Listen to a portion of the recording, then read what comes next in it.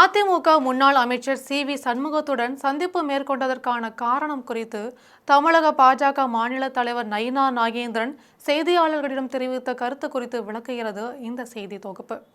இது தொடர்பாக தமிழக பாஜக மாநில தலைவர் நயினா நாகேந்திரன் செய்தியாளர்களிடம் பேசுகையில், தமிழகத்தில் யாருக்குமே அரசு வேலை வழங்கவில்லை.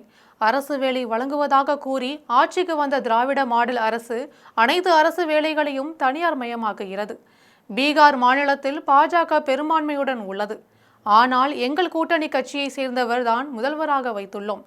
தமிழகத்தில் திமுகவை நம்பியிருந்தால் காங்கிரஸ் கட்சி கெட்டு குட்டிசுவர் ஆகிவிடும் என்று தெரிவிச்சிருக்கார். மு.க.ஸ்டாலினின் வெளிநாட்டு பயணம் குறித்து வெள்ளை அறிக்கை கேட்டதற்கு அமைச்சர் டி.ஆர்.பி. ராஜா வெறும் வெள்ளை பேப்பரை காண்பிக்கிறார். அது தமிழக மக்களை கேலி செய்வது போன்று உள்ளதாகவும், திமுக அரசு வெற்று காகிதமாக உள்ளது.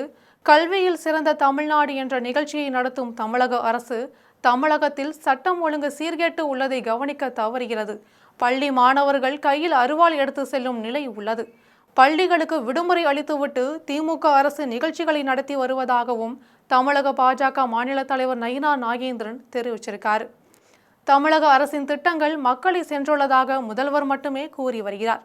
அதனை வேறு யாரும் கூறியதாக தெரியும். நான் சென்னையில் இருந்து ஊர் திரும்பிக் கொண்டிருந்த போது வரும் வழியில் திருச்சியில் அதிமுக முன்னாள் அமைச்சர் சி.வி. சண்முகத்தை அவரது வீட்டில் மரியாதை நிமித்தமாக சந்தித்ததாகவும், அக்டோபர் 12ஆம் தேதி ஸ்ரீவில்லிபுத்தூர் ஆண்டாள் கோவிலில் இருந்து மக்கள் சந்திப்பு பரப்புரை பயணம் தொடங்க உள்ளதாகவும் தெரிவிச்சிருக்காரு. இந்த பரப்புரை மதுரையில் இருந்து முறைப்படி தொடங்கும். இந்த மக்கள் சந்திப்பு நடைப்பயணத்தை பாஜகவின் தேசிய தலைவரும் அமைச்சருமான ஜே.பி. நட்டா தொடங்கி வைக்க உள்ளதாகவும் திமுக ஒரு பக்கமாக செயல்பட்டு வருகிறது.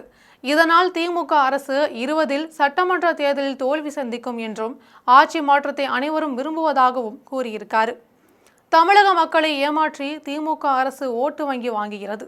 இந்திய பிரதமர் நரேந்திர மோடியின் பிறந்த நாளில் தமிழக மக்களுக்கு பல்வேறு நலத்திட்ட உதவிகளை வழங்கியதை எந்த தொலைக்காட்சிகளில் செய்தியாக வெளியிடப்படவில்லை.